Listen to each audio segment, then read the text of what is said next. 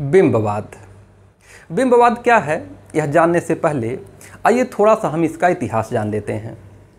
दरअसल बिंबवाद एक काव्यांदोलन के रूप में पाश्चात्य जगत में 20वीं सदी के प्रारंभ में शुरू हुआ। मतलब बिंबवाद एक पाश्चात्य काव्यांदोलन है। पाश्चात्य काव्यांदोलन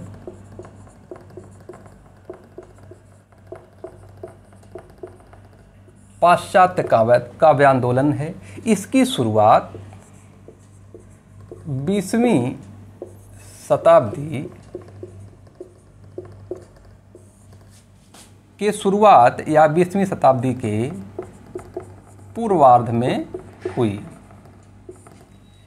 इसके प्रवर्तक, अगर प्रवर्तक पूछा जाए तो इसके प्रवर्तक थे टी.ई. ह्यूम थे। और जो ये बिंबवाद है, इमेजिज्म, इस शब्द को किसने दिया था अगर पूछा जाए तो इस संज्ञा को देने वाले जो विद्वान हैं, इस संज्ञा को देने वाले विद्वान, उनका नाम है एजरा पाउंड। एजरा पाउंड बिंबवाद के संबंध में एक महत्वपूर्ण नाम है। ठीक है, ये मोटे तौर पर इतिहास रहा कि यह एक पाश्चात्य काव्य आंदोलन है जिसकी शुरुआत 20वीं शताब्दी के शुरुआत में हुई। इसके प्रवर्तक टी.ई. ह्यूम हैं और इस शब्द को देने वाले हैं एजरा पाउंड। अब आइए हम लोग देखते हैं कि बिंबवाद है क्या। ठीक है, दरअसल बिंबवाद बिंब से मिलकर बिंब शब्द से बना हुआ है। और जो बिंब शब्द है यह अंग्रेजी शब्द इमेज का हिंदी रूपांतरण है। मूल शब्द क्या था? इमेज। इमेज का हिंदी रूपांतरण है बिंब। बिंब का अर्थ क्या है? बिंब का अर्थ है मूर्त रूप प्रदान करना, मूर्त रूप देना या प्रदान करना। इसका मतलब क्या है? देखिए, यह एक काव्य आंदोलन है। कविता में जब कविता लिखी जाती है तो उसका सबसे महत्वपूर्ण भाग है अर्थ, उसका अर्थ। लेकिन जब कविता में शब्दों का प्रयोग इस प्रकार से हो कि अगर किसी वस्तु की बात की जाए तो उस वस्तु का चित्र हमारे आंखों के सामने उपस्थित हो जाए, तो इसे बिंब कहा जाता है। इसका एक दूसरा नाम है शब्द चित्र या रूप विधान। मतलब शब्दों के द्वारा चित्र की उपस्थिति बिंब है। बात समझ में आई कि अब बात केवल अर्थ की नहीं रही बल्कि संप्रेषण का एक और स्तर बढ़ गया कि जिस वस्तु की बात की जा रही है वह केवल हमें अर्थ ही ना दे बल्कि उसका चित्र भी हमारे सामने आ जाए। बिंब के अगर प्रयोक्ता देखा जाए तो ऐसा नहीं है। अच्छा, पाश्चात्य में इसकी शुरुआत हुई लेकिन इसे तब से मानव आंदोलन के रूप में स्वीकार किया गया, जबकि इससे पहले भी कवियों ने बिंब का प्रयोग किया होगा, किया ही था। कबीर आदि में बहुत अच्छे बिंब उपस्थित हैं। लेकिन बिंबवाद की शुरुआत क्योंकि 20वीं शताब्दी के प्रारंभ से मानी जाती है तो वहीं से हिंदी में भी आई। हमारे यहाँ निराज जी की कविताओं में बिंबवाद बहुत अच्छी तरह से उभरा है।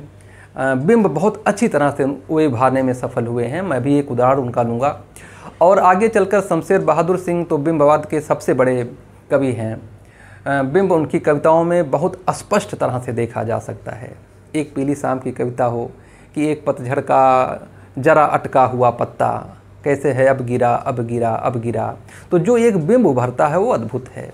तो बिंबवाद कविता की एक अब महत्वपूर्ण विशेषता बन गई है। कविता में जिस कविता में बिंब हो वह कविता श्रेष्ठ कविता है। अब देखते हैं कि बिंब के प्रकार कितने हैं। बिंब हमारे समझ से आपको समझ में आ गया होगा कि बिंब है क्या। बिंब का मतलब है कि रूप विधान, किसी वस्तु का रूप प्रस्तुत कर देना। अब अगर इसके प्रकार की बात करें तो बिंब के मुख्यतः 4 प्रकार हैं। पहला, दृश्य बिंब। दृश्य बिंब का मतलब है जो आँखों से दिखाई पड़े। दूसरा, जो कानों से सुनाई पड़े, ठीक है, श्रव्य बिंब। जो त्वचा से स्पर्श के द्वारा महसूस हो सके, स्पर्श बिंब। और जो हमारे नाक से सूंघा जा सके, वह है घ्राण बिंब। मतलब बिंब इंद्रिय संवेद्य होते हैं, इंद्रियों द्वारा उन्हें महसूस किया जा सकता है। दरअसल सारा खेल कल्पना का है।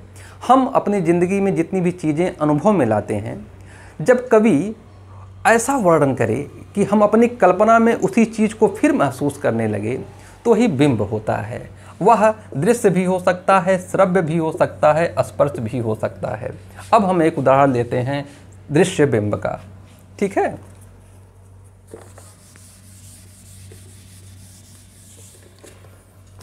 उदाहरण, यह उदाहरण निराला जी की कविता राम की शक्ति पूजा से है कि नैनों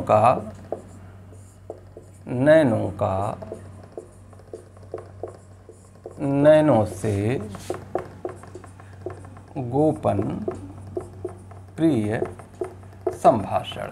नैनों से गोपन प्रिय संभाषण। पलकों का नव पलकों पर प्रथमोत्थान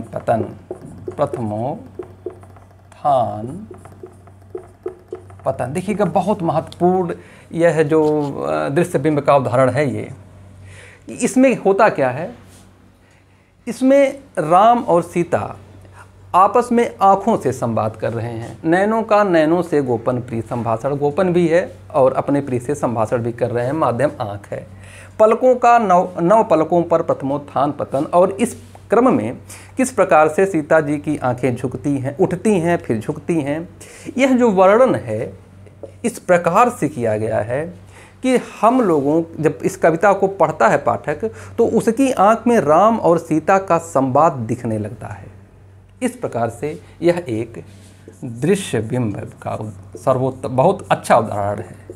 दृश्य बिंब का एक अच्छा उदाहरण है। इसी प्रकार से ऐसा वर्णन किया जाए कि हमें त्वचा हमारी स्पर्श महसूस करने लगे तो स्पर्श, नाक कुछ चीज़ सुगंध महसूस करने लगे तो घ्राण, और एक और है बिंब कान में सुनाई पड़ने लगे तो श्रुत्य बिंब हुआ। इस प्रकार से हमें पूरी उम्मीद है कि बिंब आपको समझ में आ गया। कविता में बिंब का प्रयोग बिंबवाद कहलाया कि कविता में बिंब सबसे अधिक महत्वपूर्ण है, यही है बिंबवाद। हमारे समझ से बिंबवाद आपको अच्छी तरह से समझ में आ गया होगा। अगर नहीं आया है तो बताइएगा ज़रूर, आया है तो भी बताइएगा ज़रूर। कैसे बताना है, लाइक और सब्सक्राइब करके। फिर मिलते हैं किसी दूसरे बिंदु के साथ, कमेंट्स ज़रूर करिएगा। तब तक के लिए धन्यवाद, नमस्कार।